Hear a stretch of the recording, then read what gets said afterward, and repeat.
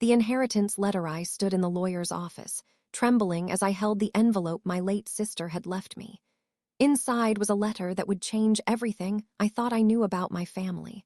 But what shocked me wasn't the inheritance she left. It was the second letter, the one she never meant for me to see. The one that revealed what my children had been planning for the past 6 months.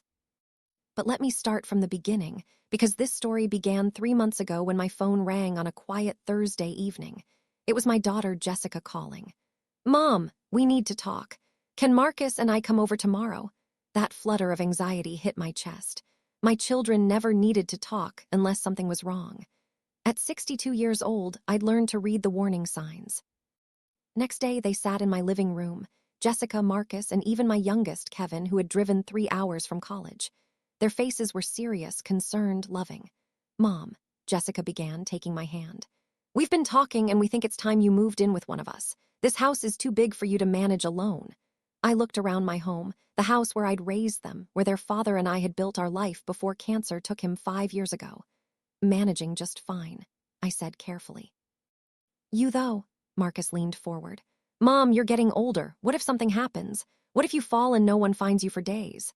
62, not 92, I replied, trying to keep my voice light, but they persisted. They had researched assisted living facilities. Jessica had already spoken to a realtor about the house's value. Kevin had found a wonderful retirement community with activities and nurses on staff. "We just want what's best for you," Jessica said, squeezing my hand. I felt the walls closing in, but I agreed to think about it. What else could I do? 2 weeks later, my younger sister Catherine called. Her voice was weak, strained. "Alina, I need you to come to the hospital. It's time." Catherine had been fighting breast cancer for 2 years. We all knew this day was coming, but knowing doesn't make it easier. I sat by her bedside for 3 days. On the final night, she squeezed my hand with what little strength she had left. "There's something you need to know," she whispered. "About your kids. Save your strength. Listen." Her eyes were fierce despite her weakness. 6 months ago, Jessica came to see me. She wanted to know about your assets, your will, the house value. She said they were planning for your future. Blood went cold. I told her to mind her own business, Catherine continued. But then Marcus came, then Kevin. They all had the same questions. "Alina, they're not worried about you. They're worried about their inheritance." "That's not." "I hired a private investigator," she interrupted. "I was going to tell you after I got better, but..." She coughed weakly. "My lawyer has everything. Promise me you'll look at it before you do anything with your house." She died that night, holding my hand. At Catherine's funeral, my children were perfect. Supportive, loving, grief-stricken. Jessica organized everything. Marcus handled the finances. Kevin wrote a beautiful eulogy, and all I could think about was Catherine's last words. 2 days later, I sat in her lawyer's office, David Chen, a man who'd known our family for decades. "Alina, I'm sorry for your loss," he began. "Catherine left you her estate, about $850,000 plus her condo in the city." I was stunned.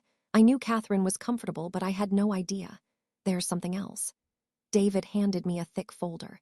"She hired an investigator 6 months ago. She wanted you to have this." Inside was a complete report on my children's activities. Bank statements showing they'd taken out loans. Internet search histories about elder care and power of attorney. Text message transcripts. My hands shook as I read, Jessica to Marcus. "Mom's house is worth at least $600K if we can get her into assisted living. We split it 3 ways. That's $200K each." Marcus to Jessica. "The key is making her think it's her idea. We have to seem concerned, not greedy." Kevin to both. "I'm $50K in debt from student loans. I need this to work." Jessica to Marcus. "Catherine is dying. Once she's gone, there's no one to interfere. We move Mom within a month." Documents went on. They'd consulted lawyers about getting power of attorney. They'd researched how to be declared my legal guardians if I resisted. My own children. The Bobbies I'd raised, sacrificed for, loved unconditionally. David watched me process this. "Catherine wanted you to know before making any decisions about your living situation." She know they were this calculated, she suspected. That's why she changed her will last month. She left everything to you, specifically stating that none of it should go to your children. She even included a clause: if you die within 5 years and leave anything to them, it all goes to charity instead. I didn't sleep for 3 days. I read every document, every text message, every search history entry.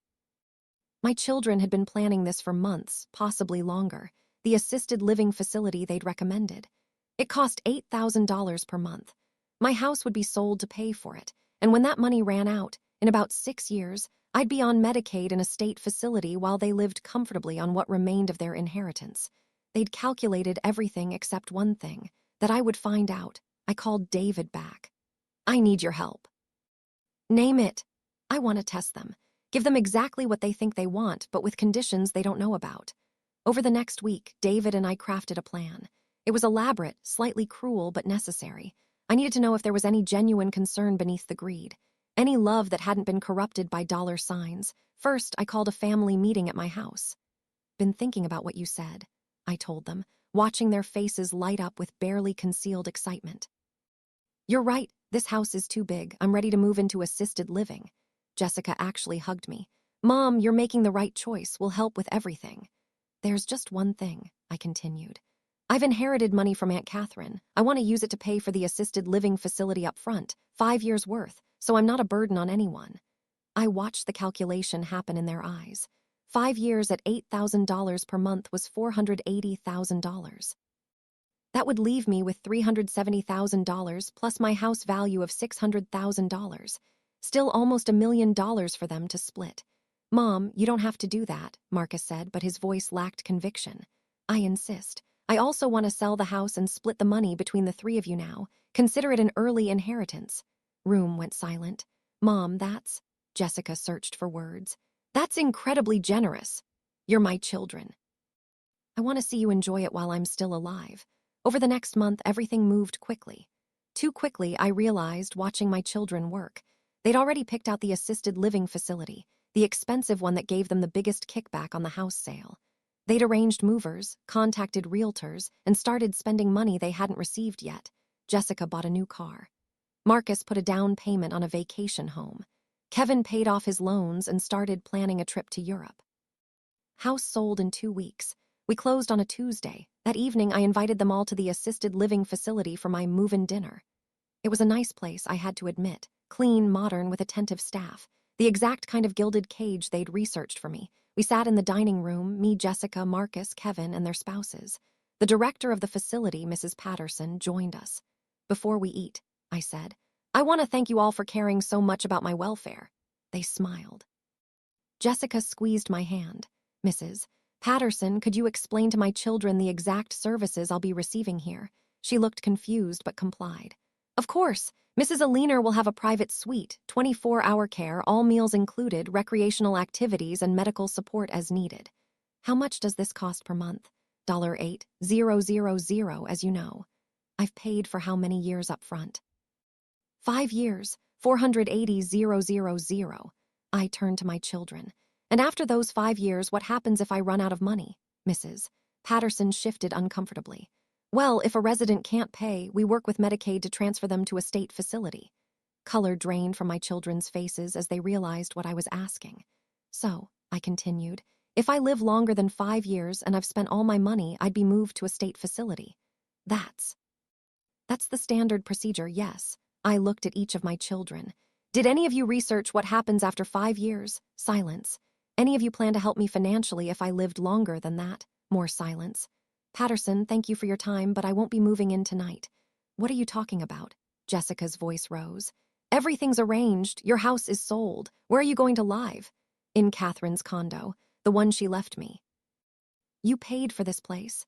Actually, David Chen stepped out from where he'd been waiting near the door. Aliner paid me $480,000 to hold in escrow. Mrs. Patterson, I'm sorry for the confusion, but there was never a real reservation. This was just a meeting space. Patterson looked between us, then quietly excused herself. What the hell is going on? Marcus stood up, his face red. Sit down, I said quietly. All of you. Something in my voice made them obey. 6 months ago, you started planning how to take my house, my independence, and my dignity. You researched how to get power of attorney. You calculated how long my money would last.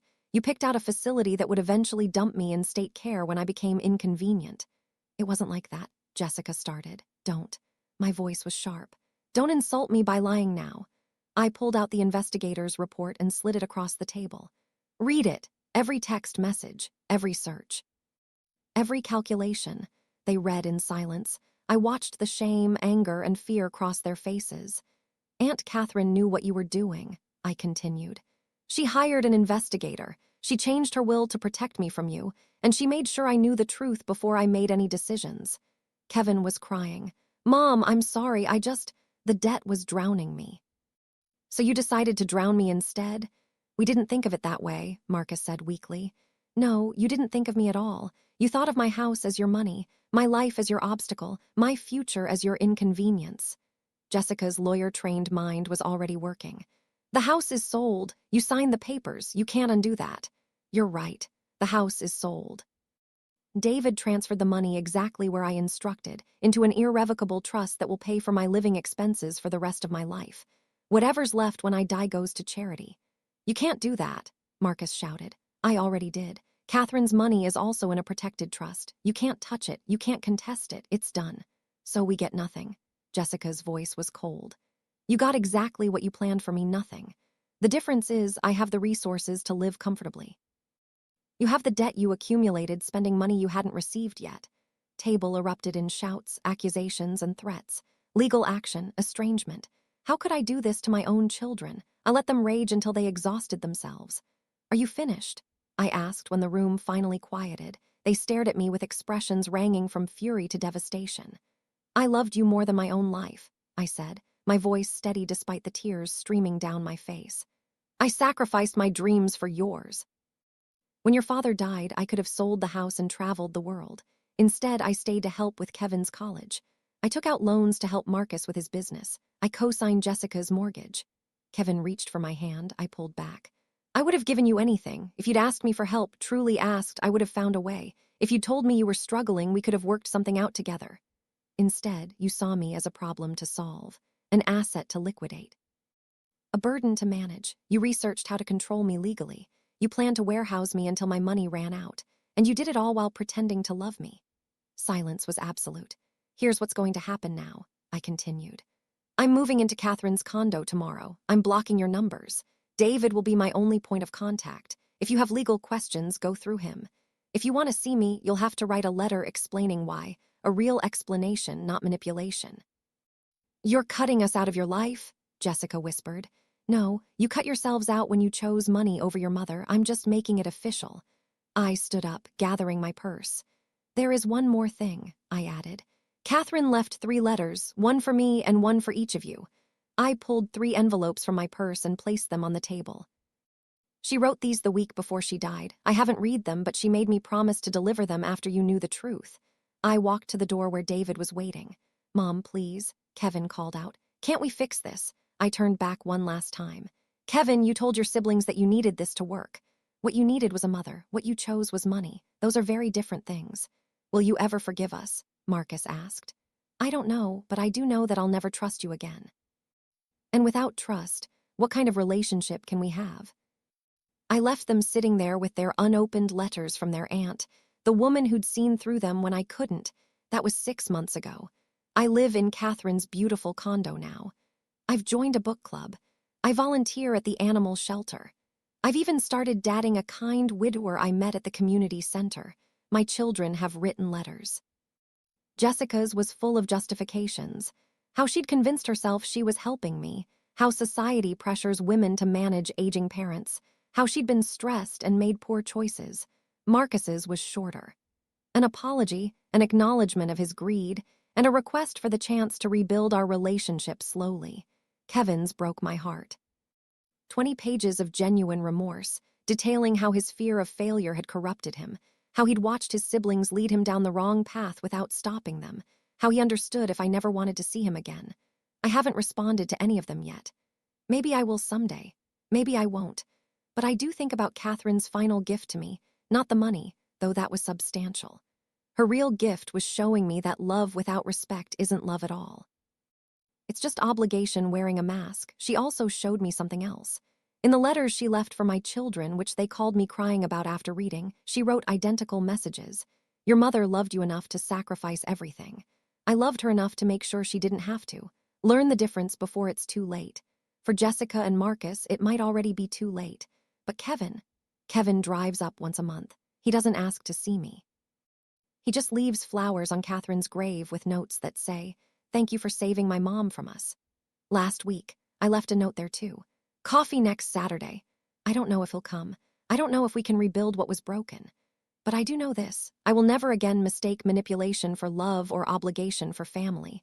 Catherine taught me that sometimes the most loving thing you can do is refuse to be a victim, even if it means breaking your own heart to save yourself. Did you connect with this story? What would you have done in my situation? Share your thoughts in the comments below and let me know which city you're listening from.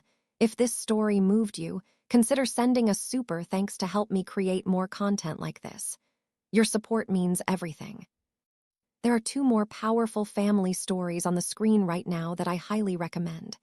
Subscribe to never miss these real-life lessons about love, betrayal, and standing up for yourself.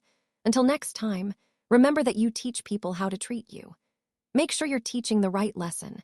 With love and respect, see you in the next story.